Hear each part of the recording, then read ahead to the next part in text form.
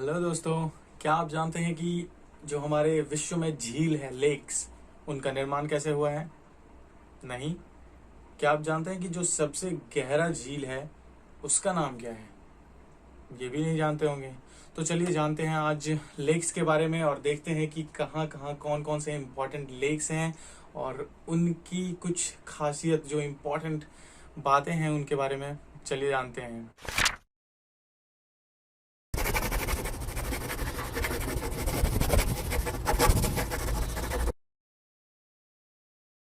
दोस्तों, बात करते हैं झील की, लेक्स।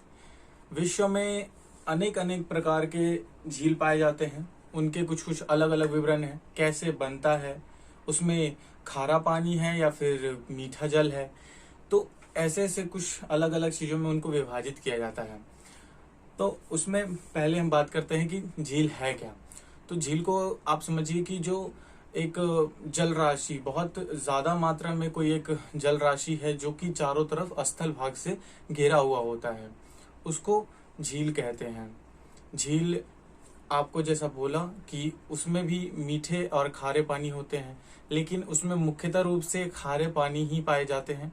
कुछ कुछ हैं जो कि मीठे जल वाले हैं, उसकी बातें आगे करेंगे। झील जो है सो आपको कहीं भी मिल सकता है, जैसे पठार पे, पहाड़ पे, या फिर किसी धरातल में कहीं और पे भी, किसी भी जगह पे आपको वो अवेलेबल हो सकता है झील। उसके अलग अलग कारण हैं। जो जीवन काल है वो कभी भी खत्म हो सकता है। आमतौर पे एक मनुष्य के जीवन में झील बन भी सकती है और खत्म भी हो सकती है। वो उस पे और उसके आसपास के जो स्थल खंड है उस पे डिपेंड करता है कि कैसा होगा, नहीं होगा। और आज हम लोग मैप के द्वारा पढ़ेंगे, क्योंकि मैप में आपको लोकेशन जानना जरूरी होता है कि कहाँ कहाँ कौन से लेक्स पाए जाते हैं। तो चलिए दोस्तों, बात करते हैं कि झीलों की जो उत्पत्ति होती है वो कैसे होती है। झीलों की उत्पत्ति, आपको कुछ पॉइंट्स हैं उसमें जानेंगे कि झीलों की उत्पत्ति आपको ग्लेशियर के थ्रू होती है। फिर दूसरा है आपको टेक्टोनिक प्लेट्स के थ्रू। टेक्टोनिक प्लेट्स के थ्रू आप ऐसा समझिए कि मान लीजिए कोई भूकंप आया हो और नीचे का जो स्थल का भाग है वो विचलित होकर के अलग अलग थलग हो गया हो और गहरा स्थान बन गया हो, तो वो एक झील का निर्माण करेगा भविष्य में। वहां पे वर्षा की वजह से, बारिश के जल की वजह से वहां पर जल जमाव होगा और वो झील का निर्माण कर देगा। फिर बात करते हैं ज्वालामुखी की। ज्वालामुखी के क्रेट्स में जो है आपको बारिश की वजह से पानी का जल जमाव हो जाना, और वहां पे तो पानी का निकासी भी नहीं हो सकता है, और वहां धीरे धीरे जल जमाव होना ही वहां उसको झील का निर्माण कर सकता है।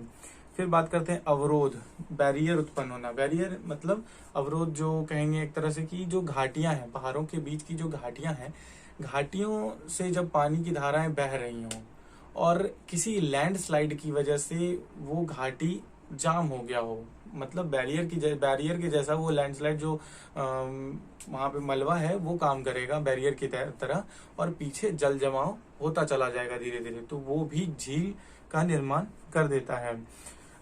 अक्सर अक्सर बता दूं कि अक्सर जो झील का पानी होता है वो स्थिर होता है। ये कोई रेयर कंडीशन होगा कि कोई बहते जल में आपको झील मिले, पर अक्सर वो स्थिर जल होता है।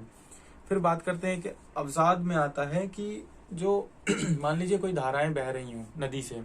अब धाराएं बह रही हैं तो उसमें समझिए आपकी धारा बह रही है और कोई एक हल्का सा कटाव जो कि बैंक है, मतलब रिवर का जो बैंक है, वो थोड़ा उसके रिवर के लेवल से नीचे हो, जो पानी का जल स्तर है उससे नीचे हो, तो पानी उधर का रास्ता मुंह मोड़ लेती है और उधर जाकर के एक साइड में जल जमा हो जाता है। तो इसको हम ऑक्सबो कहते हैं, क्योंकि वो ऑक्सबो की शेप जैसा दिखता है, इस वजह से इसका नाम ऑक्सबो शेप यानी ऑक्सबो रखा गया है। लेक्स में नाम लाया गया है इसका। तो दोस्तों, ये कुछ कुछ बातें थी जो कि कैसे आपका निर्माण होता है। अब बात करते हैं कुछ इम्पोर्टेंट पॉइंट्स जो हैं, जो कि आपके एग्जाम पॉइंट ऑफ व्यू से इम्पोर्टेंट होंगी। अब पहला क्वेश्चन आपका ये है कि झीलों का जो देश है वो क्या है। तो झीलों का देश है आपका फिनलैंड। फिनलैंड आपको झीलों का देश कहलाता है। यहाँ पे करीब करीब 1.75 लाख 1.75 लाख झीलें पाई जाती हैं फिनलैंड में सिर्फ। अब बात करते हैं आपको जो ग्रेट लेक्स हैं। उत्तरी अमेरिका महाद्वीप के उत्तर पूर्व में स्थित जो ताजे पानी की झील का समूह है वही आपको ग्रेट लेक्स में आते हैं, जिसमें कि जो आपको मैंने बताया कि जो मीठे जल का है उसमें से आपको देखिए कि Superior lake, Michigan, then Huron, ये सब जो है आपको मीठे जल का नाम बता रहे हैं। मीठे जल का जो लेक है उसके बारे में बात कर रहे हैं।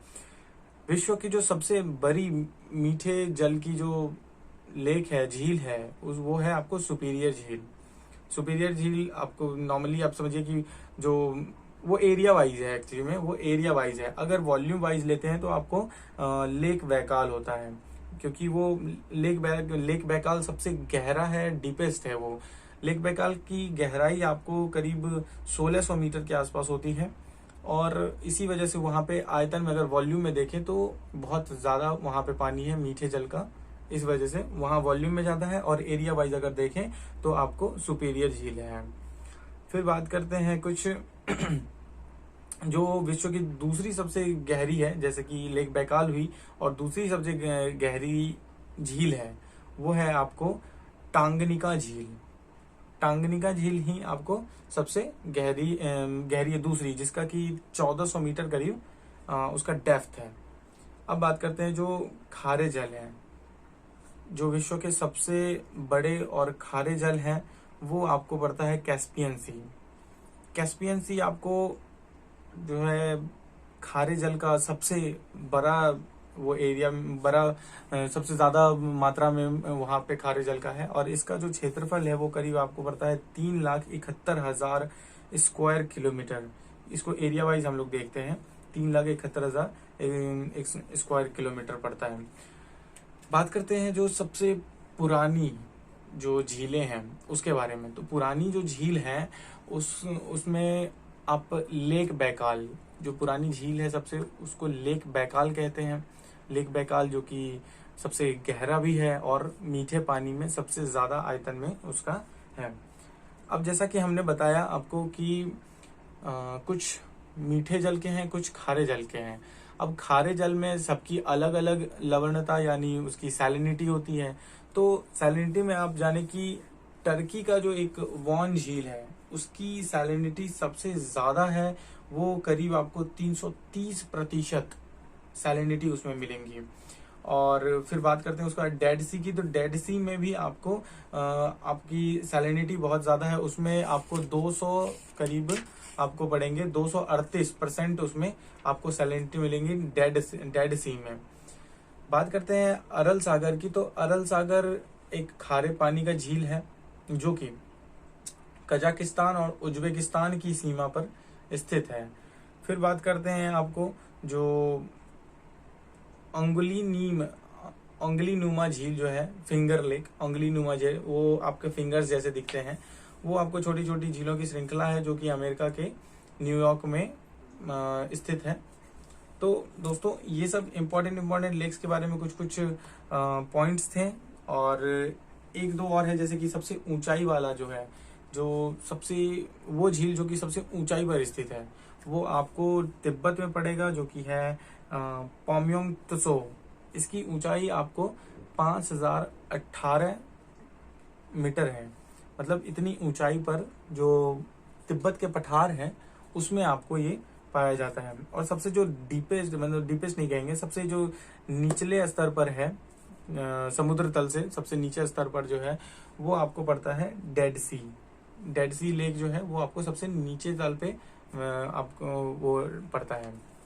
तो दोस्तों आपका ये जो इम्पोर्टेंट पॉइंट्स बताए हमने, ये आपके लिए हेल्पफुल होंगे एग्जाम पॉइंट ऑफ व्यू से। हमने एक समझाने मात्र से आपको इस चीज को बताया है, और इसमें ज्यादा महत्वपूर्ण है कि जो मैंने मैप दिखाया उस मैप में आपको लोकेशन वाइज ध्यान होना चाहिए कि कौन सा कहाँ पड़ता है, क्योंकि आपको नाम से ज्यादा लोकेशन अगर पता होता है तो आप उस चीज को ज्यादा देर तक याद रख सकते हैं।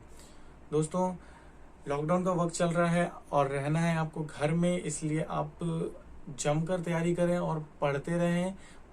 कंटिन्यूस पढ़ने से आपका फ्लो बना रहेगा और आपको आगे जाकर के परेशानी नहीं होगी। दोस्तों अगर आपने हमारे यूट्यूब चैनल को सब्सक्राइब नहीं किया है तो दोस्तों उसको सब्सक्राइब करें और अपने दोस्तों को ज़रूर शेयर करें, क्योंकि और हमारा मोटिव है कि आपको आपके जो लार्ज कॉन्सेप्ट्स हैं उन सबको, या फिर लार्ज चैप्टर टॉपिक हैं, उनको हम शॉर्ट फॉर्म में बताएं और इम्पॉर्टेंट पॉइंट्स आपको बताएं, या फिर उसको हम ट्रिक के थ्रू आपको समझाएं ताकि आपको जल्दी आ जाएगा। जो भी ट्रिक्स हैं हमारे सोशल मीडिया पे अवेलेबल होंगे। थैंक यू दोस्तों।